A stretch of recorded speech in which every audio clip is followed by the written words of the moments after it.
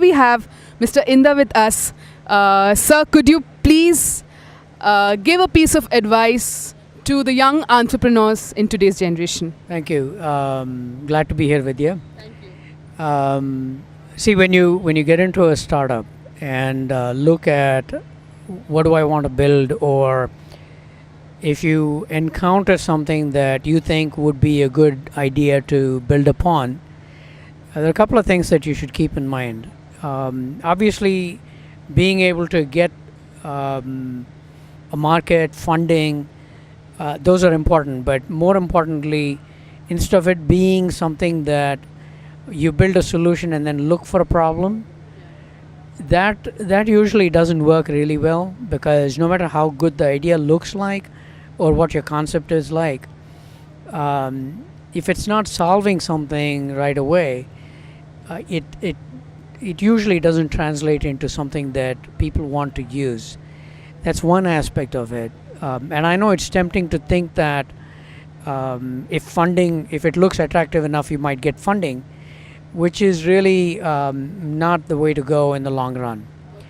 The other thing that you want to think about is how much of the success of the technology you're using is dependent on human interaction or human participation in it. So what happens is, if you build a very good technology solution for a problem that you have identified, and then it depends on training a human being to actually make it success. In other words, if a large part or a substantial part of what you're building depends on a human being trained to use the technology, it most likely will not do well. Because what happens when the person you trained leaves? Okay, in today's world, if you look at it, that's one of the problems that we have. No matter how good nursing care is, you're totally dependent on the turnover of your nurses. So a hospital will never advertise or claim we have the best nursing services. They talk about how many slices their CT scanner does. They don't talk about how good their technicians are, because the technician that I see today may not be there 6 months from now. So what have I done? It doesn't do too well. So the building of a technology should not be very largely dependent on who you train and how important that person is in the success of that technology, because you'll still be in the same situation. Car is a great piece of technology that has survived centuries, right? But it's totally dependent on the driver. That is a very key piece that you have to keep in mind when you're building that solution.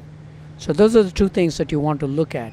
Don't build a solution thinking that I'll find the problem to solve. And second thing, be aware of how much your technology is dependent on a human being.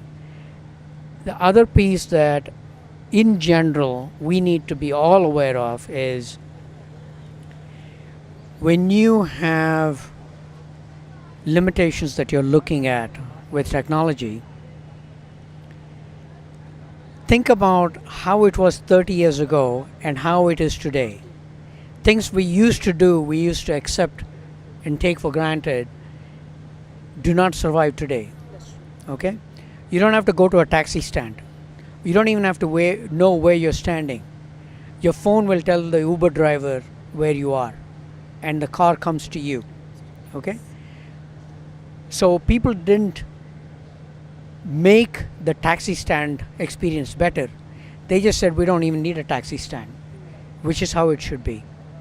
So today, if we talk about limitations of AI, today if you say, oh, a doctor can never be replaced because you enjoy or you need the human touch, 30 years from now, people are going to ridicule us for having waited 30 minutes, even though you had an appointment, went to the hospital, the doctor's appointment is at 10, but he didn't see you till 10:30.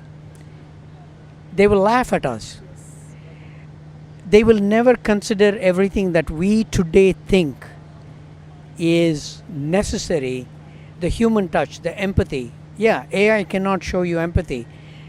But I would be surprised if the future generation doesn't say, I don't need empathy, I need a solution. Very true. Right? So that is another part that is uh, kind of a blind spot for us, because we are in the present thinking about how we want technology to be in the present. We're not thinking 30 years from now what they might want. I have a feeling that this whole thing about empathy from doctors is not going to be an issue at all for the future generation. I don't even think 30 years. I think 15 years from now, people would not. I mean, what does it do? I don't care. I need a solution. I need a therapy. I need a treatment. I need a drug. I get that in 5 minutes, I'm back at work, or I'm on my vacation.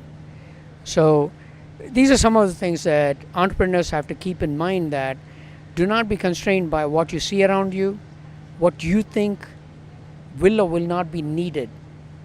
Because when our parents tell us stories about what they used to do, we look at them and laugh, because we don't do that anymore.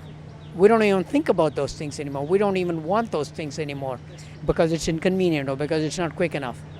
So imagine what the next generation may or may not even care about, that is very important to you today.